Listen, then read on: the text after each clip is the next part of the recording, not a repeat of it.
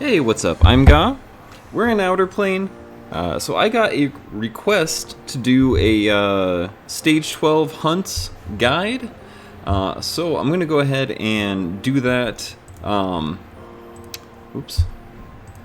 So I don't know if I should include the new Sacred Guardian in here since we don't have Stage 12 yet.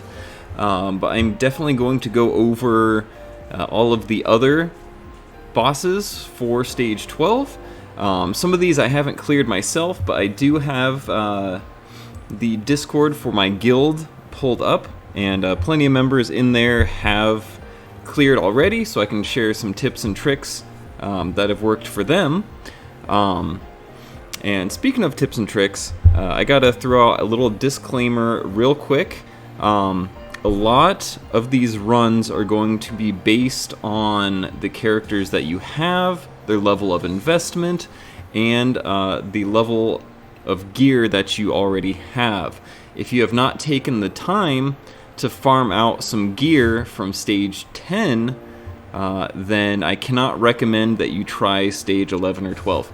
You're going to have to spend some time farming out some 6-star gear from Stage 10 in order to progress a little bit further. You're going to need a lot of characters with skill level 5.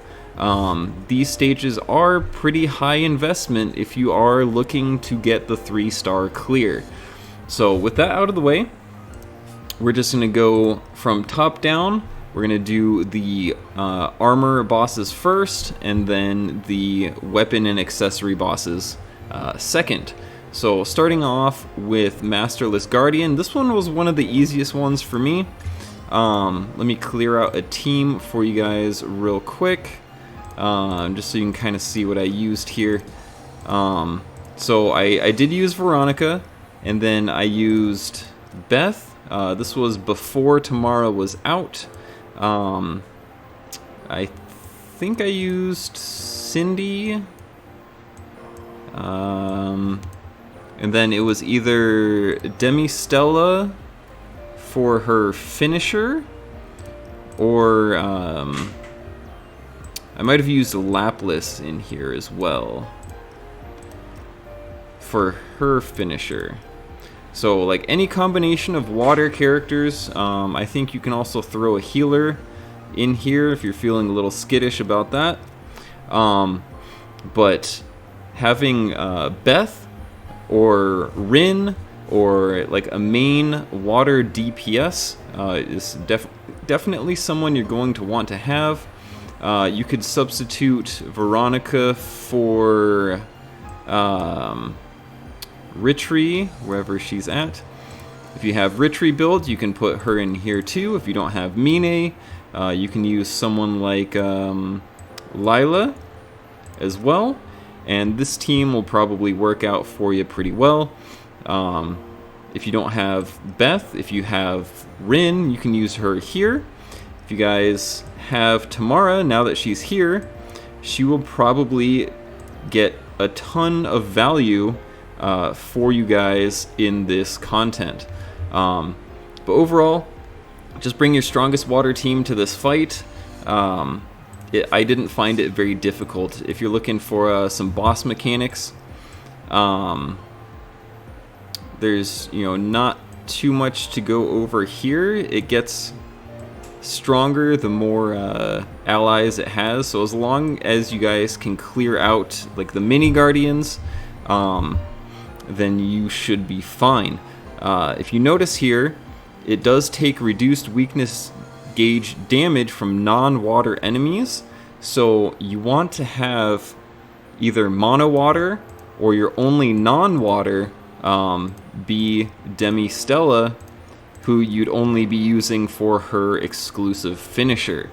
But yeah, so you're pretty much just going to rock out with your strongest water team, and that's going to be kind of the trend for all of the Stage 12 bosses. Just rock out with your highest elemental team that counters whatever element that you're going to be fighting.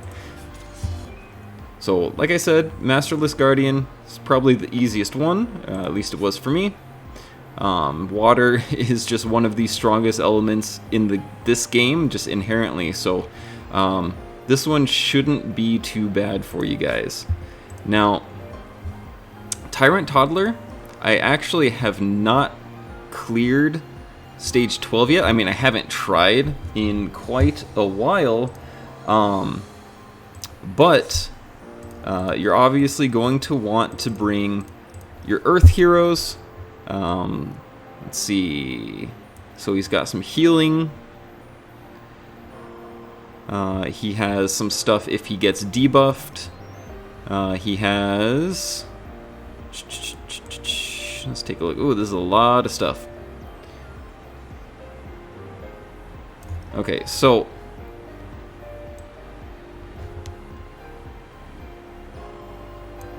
Yeah, he, if I remember right, he also opens with, like a bunch of poison and debuffs and stuff on him as well. And a bunch on your team. So, Tyrant is pretty much required for this fight. And looking through some of the things that my guildmates have done, if you have Handbuell, I don't. She is really good for this fight. Noah is also very strong for this fight. And then one of my guildmates was even using Lila here because she has some pretty solid healing. She doesn't take weakness damage. And she also has an AoE damage reduction, which can be very nice for your team. Let's see, what other tips can I give you guys about this fight? You really need cleansing. So anything that can cleanse those early debuffs off of your team is going to be super, super important. I believe Tyrant Toddler also takes less damage from non-healers and non-defenders. So getting some strong defenders on your team is going to be highly recommended. I have one guildmate here that has cleared using Veronica on his team, Handbuell again, who I don't have, as well as Yuri. So we've got 3 defenders and a healer going into that kind of fight. But yeah, Handbuell is going to be very, very good for this fight. Hopefully you guys have her. If not, you know, maybe somebody like, trying to think who else could work here.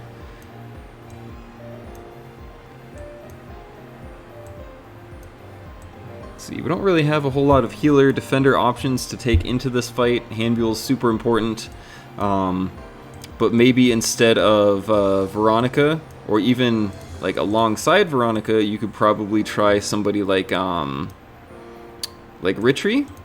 Something like this might work out.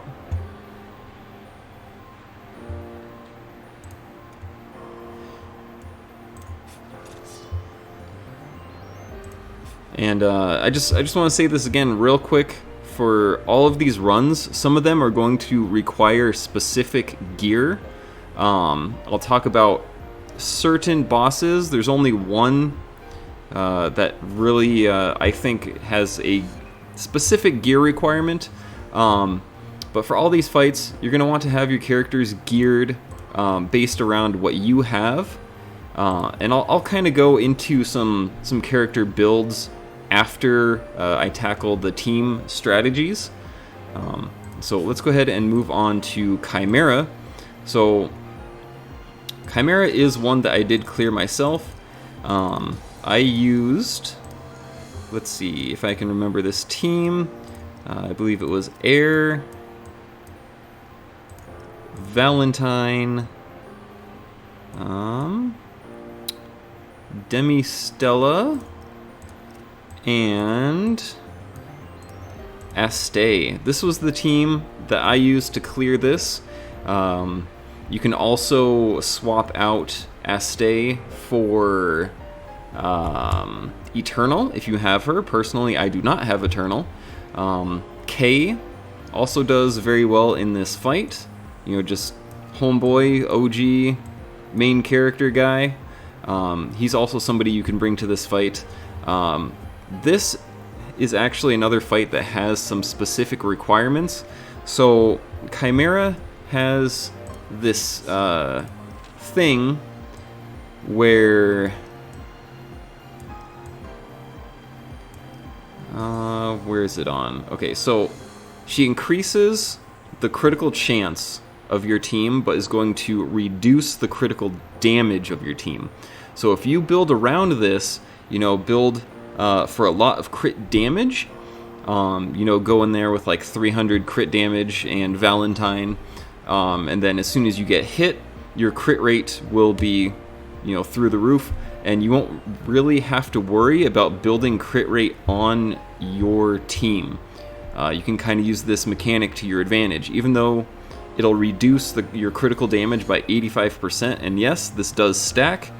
So if you get hit a second time, it'll be minus 170 crit damage. But if you build heavily into crit damage for this fight, then you'll be better off. Instead of, you know, building for crit rate with low crit damage, you want to build like all in on crit damage, I think.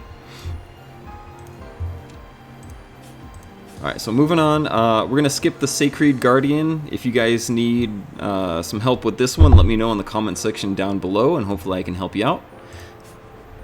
Moving on to the weapon bosses.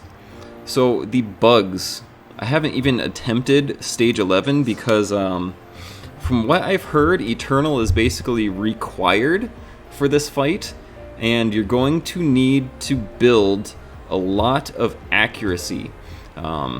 Because this guy right here is going to give this guy a bunch of evasion, and Eternal will reduce evasion as well as slow down these two bosses, which kind of lets you get the leg up on them.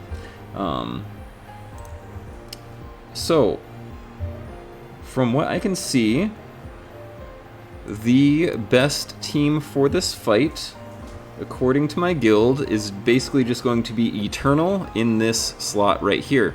Air, Eternal, Valentine, Demistella. Demistella obviously there for the chain finishing skill. Because a lot of these fights you're just going to need to do a bunch of damage really quickly, and Demistella's finisher is going to do 10% of the boss's max HP to them. Just super helpful, overall really good. I don't really have a whole lot of alternate options for you guys for this fight. You know, maybe you can bring Aste if you have her, and then just really work on your evade, or not your evade, your accuracy gear. Like if you build a full accuracy set, use an accuracy necklace with some accuracy subs. Accuracy is very, very important for this fight. So just bring your strongest fire team, load them up with accuracy, and hope for the best. Would more or less be my main suggestion for this fight. Alright, so moving on to Glissies. Glissies is incredibly annoying for one reason and one reason only. As soon as you enrage her, she gets a turn of invincibility, which could end up stalling up to 4 of your turns, which is huge. So for this fight, I used this team right here. Was Seiran, Noah, Demistella, and Rona. So I built them kind of slow, like not really having more than like 200 speed for the whole team. And then I really focused in on crit rate and crit damage and attack, with Demistella as the finisher, obviously. for that HP percent damage. And the reason I built them kind of slow-ish was, well, for two purposes. So one, so I could focus more on damage per turn, rather than taking multiple turns and doing a little bit of damage every turn. Because you want to keep your turn count under 25, or is it 30 for stage 12? But you want to keep your turn count low, so doing more damage per turn is very high value. And when Glissies enraged and she got her invincibility, I didn't want my whole team to take a bunch of turns and just burn the turn counter, wasting away, that while Glissies was invincible. Another thing you can do is bring either Dolly right here, or you can bring Alice. Let me see if I can find her. She's around here somewhere. There she is. You can either bring Dolly or Alice, and what these two will do is, if you time their skills correctly, that you will prevent Glissies from going invincible. So if you have either unbuffable or silenced, I think, don't quote me on the silenced thing, but unbuffable for sure will prevent Glissies from becoming invincible when she enrages, which means you can sit there and continue to do damage and break her and yada yada yada. One big thing that helped me in my run was saving all of my chain skills and my break until after the enrage. So I loaded up all my chain points, and got her to the enrage, waited out the invincibility for a couple turns, and then as soon as she wasn't invincible, it was just chain skill after chain skill after chain skill. Obviously not while she was broken, but as soon as she got up from her break, it just immediately started hammering her with chain skills over and over and over. So for me, the fight was kind of a slow build, and then once I broke past the invincible enrage, I just hammered her and just went super fast. Like 90, maybe not 90%, but a good 60% of my damage was post invincibility. So hopefully that kind of strategy will help you guys out a little bit. If you guys are struggling with a boss and you think you have good enough gear, maybe try out a new strategy. Play the fight a little bit differently. Maybe either go heavy on chain attacks early or hold back on chain attacks. Try using different skills at different times, and maybe something will work out for you. Alright, so moving on to the next fight, Meteos. At first, this one was one of the hardest fights for me. Meteos is absolutely brutal, or he can be. So Meteos has a debuff that inflicts unhealable on your team, which is incredibly rude, on top of having a very high counterattack chance. I think it's let's see. Oh, every 5 times Blazing Knight Meteos is attacked, performs a counterattack. Okay, so basically every 5 times you hit him, he's going to counterattack. Inversely proportional to number of targets, but on top of that, he also has a buff where he just does more damage for every debuff on him. I was trying to get cheeky and bring Marion. I was trying to bring Marion and just try to curse him to death, which was a very bad idea for me, because it ended up fueling Meteos' power and just his counterattacks and just attacks and ult and everything. All the damage from Meteos just absolutely skyrocketed, and I kept getting wrecked and frustrated. So what I ended up doing was bringing, I think it was a team like this. definitely had Veronica in it, and then Beth. So it was a team like this, with Laplace as finisher, because she does HP % damage. What you're going to want to do, though, is turn off Beth's skills for this fight so that she only does the skill 1. I actually ended up autoing this battle with this team because, like, I don't know, I just did.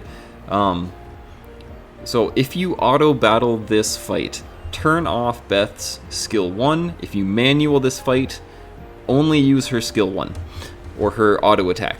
The reason for that is because you do not want to land a debuff on Meteos. Using Laplace for this fight is risky, but she is required.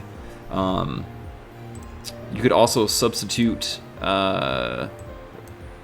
Veronica for our girl Ritri, and this should work just about the same as well.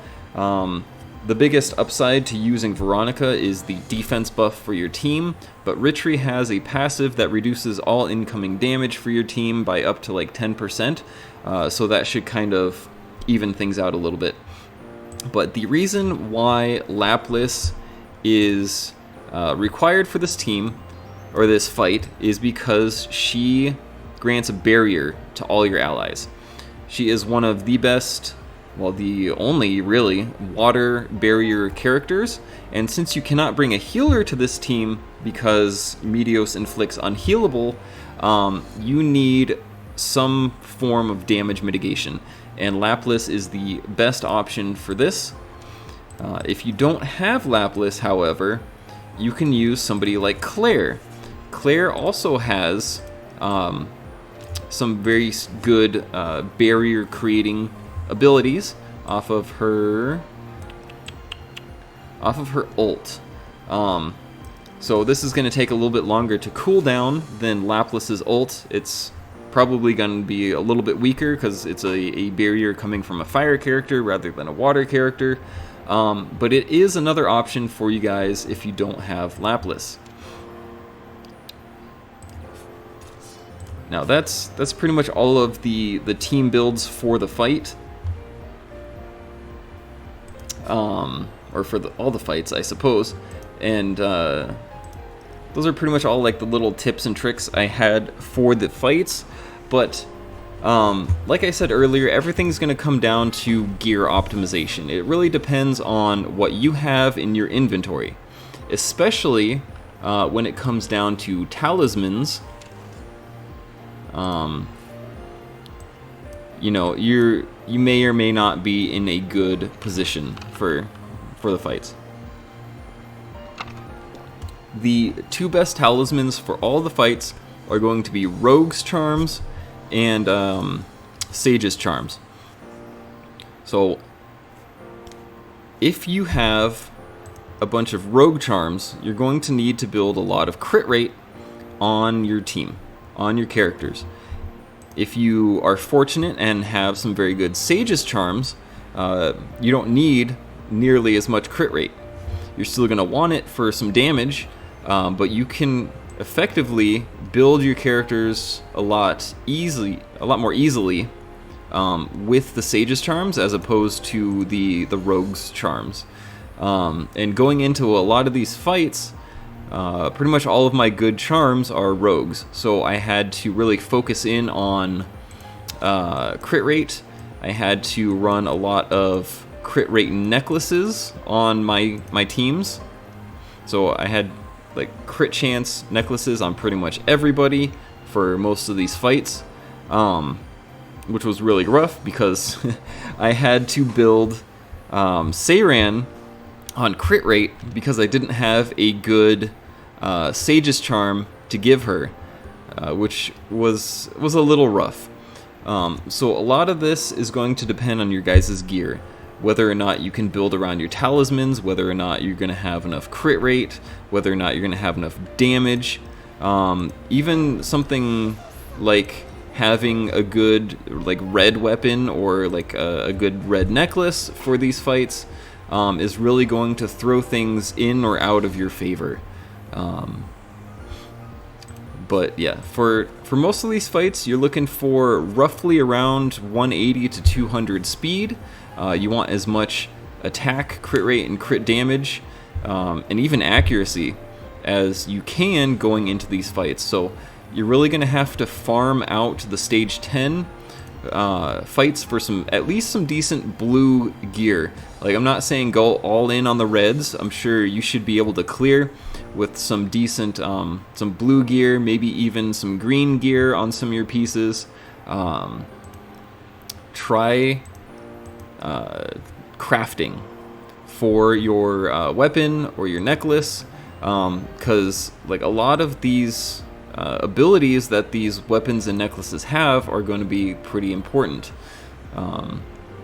But you know that it all depends on what you already have. You might want to try picking up some characters' exclusive equipment, sticking some gems on them. Try sticking some gems on their charms, just to really try to like min-max your stats, because these fights are going to be tough. Like, they're not, you know, something you can just go in and breeze through. You're going to need proper investment into them. So yeah, as far as a minimum attack value, I would say you're probably looking between, you know, I would say like 3,500 attack is roughly where you'd want to hit for your DPS, and probably about 200 to 250 crit damage, however much crit chance you need for your charms or for the fight. And then accuracy is going to be very important for the bug fight. But if you look at some of these bosses, you can check their stats right here. So this boss, Glissies, has 212 evasion. I was trying out Alice one time for this fight, and she had less accuracy than 212. And she ended up missing her unbuffable debuff when it mattered most, and I lost. So you're going to want to look at these bosses, make sure all your characters have more accuracy than the boss does evasion. Running evasion in any of these fights is not recommended because their accuracy is all through the roof. But yeah, just check the boss's stats, make sure that you can hit them, like actually hit them, because that's going to be important. Even if you have enough crit rate and you're running Rogue's Talismans, Rogue's Charms, you might just miss a crit, and that could be really bad for your run. You know, make sure your healers and your tanks have enough HP to tank the hits that you need them to tank. Even, you know, make sure your DPS has a little bit of HP, because if they go down, then your run's over. You know, roughly, I'd say 7,000 HP should be enough for your DPS, and you know, pretty much for any character on your team for that matter. Speed tuning can also be really important for these fights. So you want to have the characters that have like the most important role on your team probably to be the fastest, but at the same time, you're going to want to have all of your characters be faster than the boss. So if we go ahead and take a look at the boss stats again, I'm just going to keep using Glissies as an example because she's right here. Now if we look at her speed, she has 176 speed. So that means we're going to want to have everyone on our team have at least 180 speed, so that we'll be able to outspeed her most of the time. I don't think any bosses are really faster than that. Yeah, 170 right there for stage 11. I don't have stage 12 unlocked. Sorry about that. But we can take a look at another boss, check their speed. Yeah, 170 as well. So you're going to be looking for 180 speed on all of your characters, just to make sure that they're able to get their abilities off before the boss gets to take their first action.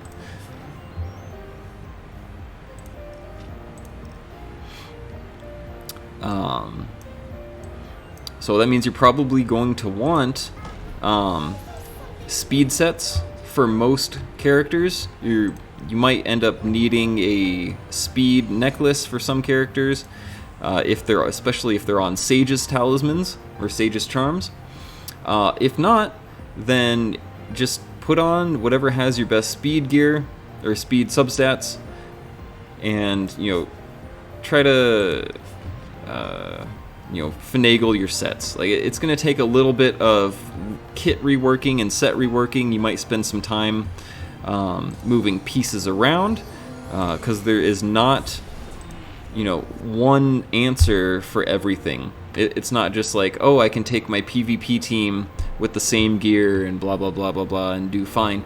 No, you're probably going to have to spend some time moving pieces around, min-maxing your stats. And yeah, I mean, that's the most important part of the prep work, is just making sure that your team has the right stats to tackle the challenge. Make sure you have a solid composition of characters. Don't just throw things together and hope it's gonna work. So like, for example, something like this probably won't work. Like, this is not going to be a good team to take to this fight. Like, yes, K is very good with his chain skill finisher, but you're going to need a little bit more DPS here. Like, Air is a really good DPS, and if you can keep these two skills right here off of cooldown, then she's going to do great for you. So you're just going to have to work on your team building strategies and look at the key mechanics for each fight. Masterless Garden, you can just bring in like a regular water team and clean them up pretty easy. He's the easiest one. Tyrant Toddler, you need debuff cleansing for your team. Chimera, you just need a ton of DPS. So one thing I want to point out about Chimera, she has the highest defense stat out of any boss in the entire game by a long shot. So you might want to consider bringing penetration sets or accessories here, and just max out on your penetration, crit damage, attack. And then I'm just doing a quick recap, making sure I didn't miss anything before I end the video. Yep, accuracy, definitely want accuracy. Speed debuffs, damage debuffs. And then here, just bring pretty much your standard Earth team. Make sure you're using your skills and your chains at the right moment. And then Meteos, don't bring a healer, don't bring debuffs. And yeah, water will pretty much clean up all the firefights. If you guys have any more questions or need like specific help with certain things, you can come join my Discord. I will be happy to answer all of your questions there. If you want to post screenshots, like if you want me to take a look at your roster, maybe kind of help you formulate some things, link in the description for my Discord down below. Or you can comment, just tell me like, hey, I have like these characters, how do I build a team to beat this boss? And like, always willing to help you guys out. Yeah, if you have any questions, comments, concerns, comments, Discord, and I will see you guys in the next video. Peace.